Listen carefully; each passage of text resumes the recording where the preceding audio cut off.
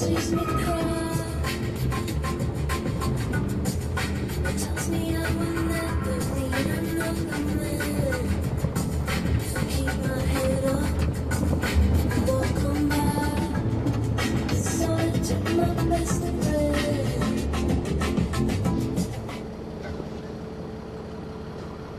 I should have learned how to play the guitar, I think, but I know how to play the drums. You do? Yeah. Well, I can't do that. You can't play the drums? No. Can't fake it? I can play bongos. Yeah, well, that's what I mean. I can play anything pretty much. Here, move this over here so you don't step on it. Put that there. Put your guitar there. Oh, shut up, girl. That's Bertha. She's all right. She's a meet and greet. She's meet and greet. She's huge. She's a big girl. Oh, shush. So how you been? I'm good. Good for you. Here, where are we going to put that? I'm going to hold that. Okay, can you hold that? That's all right? All right, let me make sure. Seatbelt? Yeah, go put your seatbelt on. Awesome. So now you're here. You're back home. Or do you live here now? What's the story? It's weird because I travel a lot for my job, so I'll be in LA for a month, and then I'll be in Nashville for a month, and then I'll come home here when I'm on break, and then I'll go to New York, and now they want me to go to Sweden. How old are you? I just turned 19. Well, it's been a good run so far. That's been pretty fun. You like it? Mm-hmm. Are you happy? I love it. Yeah. You must be. It's crazy. All right. I'm way too lucky. All right. Now, for folks out there just tuning in who are watching this, by the way, all over the world now, because the streaming part of it's not live yet. Okay. But you know, we'll be there. But I do stream on GinoTV.com. It streams live, the channel. Plus the clip will be available. You're a local gal. You're out of high school just recently. Yeah. You went to school here on Nantucket, and you have kind of like just burst out into the scene, into the music scene, both as a performer and a songwriter, correct? How would you describe it? I don't do a lot of performing, but Okay. I am a songwriter, a professional songwriter. I was signed when I was in high school, actually, my senior year. So I applied to colleges and got in, but I was like, I'm probably gonna work and do my job instead of go to college for it. Really? Yeah. Yeah. Okay, let's go from the beginning a little bit. You know, your dad is Gary Trainor, who wasn't he a music teacher out here at one time? Mm-hmm. That's where it all started for you. Did he teach you how to play music? He actually refused to teach me. He helped me. He bought me everything I need to know, and he would like put me in a room and say, learn 3 chords. But he told me he didn't want to teach me how to play piano because he didn't want to fight. He didn't want to argue with me or something. So how old were you at this point? that was like, I always played by ear, but I asked him like 4 years ago, could you please sit down and give me lessons or something? And he was like, 4 years ago? It was enough. But you've been, yeah, okay, but you had been playing with music since you were a little kid, though. Yeah. I had to do it all by ear. All by ear? Yeah. You would listen to your dad play his piano or whatever it was, right? And then you would do it. Yeah. And you would mimic him. Is that right? I'd try. Try. So how old were you when you realized that you loved music and that you would probably end up doing what you're doing? I was very young when I started playing piano, like just messing around at like 7 to 11.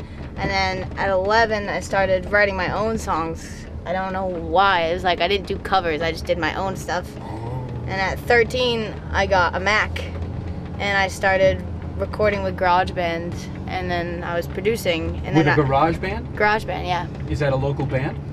What's garage? Oh, that's the, I know what it is, software. Yeah. Hardware software. Yeah. At 13, I was like producing, so then I was a songwriter and a producer. But I never knew that could be a job. I never thought like, oh, I could do this for a living. I wanted to be a singer, and I needed all that stuff to go with it. And then as I got older, like by 15 and 16, I made albums for myself, all by myself. And then my parents took me to songwriting conventions, and you just show your music and they judge you, and it was just nice to know where I was at. And I was actually found at one of those songwriters conventions. Where was that? In Durango, Colorado. In Colorado? Yeah. Ooh. very nice. And so you must have been one of the younger people. Yeah, I was. Right? I was very young. Unbelievable. But how did I mean, because you can sing, and because you love to write your own songs, how hasn't your performance been a part of where you are now? Why isn't it that you're not like performing? Because I was signed as a songwriter. So what I do is my publisher will set me up with meetings or with co-writes, and I'll go in and I'll meet the person for the first time, and we'll have to write a song in the next however long it takes. So. And I'll do that, like, some people do it 3 times a day. I don't do that. In Nashville they do that a lot, but I'll do it like once every day for a week. Okay, before we get to that, did school have any importance to you? High school? Yeah. Yes, very much. How did that help? I went to high school in the Cape. Okay. And the music business, I mean, the music there is huge. Like, they had 94 kids in their band, just in the band. Were you in the band too? Mm-hmm. What did you do in the band? I did, I played trumpet for the jazz band. Oh, and so then you're a trumpet player then I too? would go up and sing, yeah. So how many instruments can you play? I played trumpet, piano, guitar, and bongos. Well, you almost have to if you're going to write your own music, right? Yeah. When you did GarageBand, were you putting all the tracks down? Mm-hmm. Pretty much? Maybe yeah, your dad would help you? I would create the drums from scratch, like with the kick and snare. You would? Wow. So you really learned how to use that software. And I'll learn how to play bass on the keyboard. Okay. My dad would teach me that. He helped me out with that because he loves just watching me produce a song. And he'll be like, yo, you need a bass player? Because I can play bass on the piano. But I started doing it myself. That is great. So where'd you go to school on the Cape? Nassau Regional High School. Okay. That has a good reputation, that school. Yeah, it's amazing. I loved it. You did? Yeah, I loved every bit of it. It was awesome. And my brothers love it too. Oh, my brothers both went there. Are they musicians? Oh, my younger brother plays bass in the jazz band too, so we played together for 2 years or something.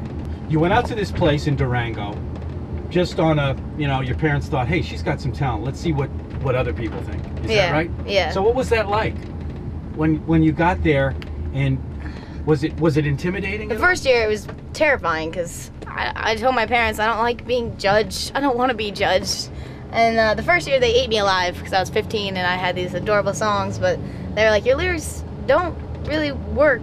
And that was true. Like, my lyrics were the weakest point because I could do melody and I could sing and I had guitar, but there's the lyrics. And then But you were 15 years old. Yeah. I mean, shouldn't they be from a 15-year-old's child. perspective? Okay, fair enough. But then the next year, or I was probably 16, yeah. And then the next year I went, I begged my parents, like, can we not go, please? I do not want to go.